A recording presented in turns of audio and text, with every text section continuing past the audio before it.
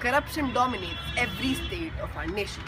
No one is spared out or is out of the bounds of the corrupt practices which happen in India.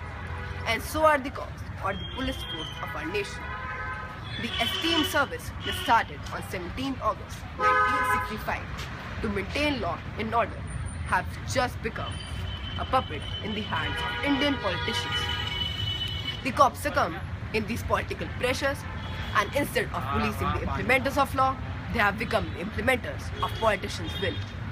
Yes, the cops have been reduced to political servants.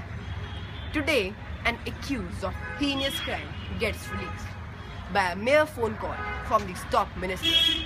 And if they don't follow the orders of these unjust politicians, they have to face these consequences in terms of transfers or terminations.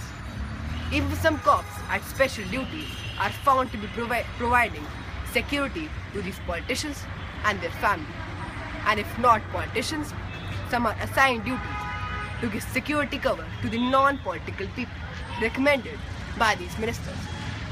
If we have to change this situation, we need to take certain steps. The rule of law can be protected by giving judiciary more power so that they can scrutinize the acts of Indian politicians. Second, the police should be made more accountable towards the general public and independent of politicians' influence so that they can work freely and fearlessly. Today, India is facing a crisis due to the nexus between politicians and police. The law enforcers have become the law violators. The law requires that the government should be subjected to law, rather than law being subjected to the government.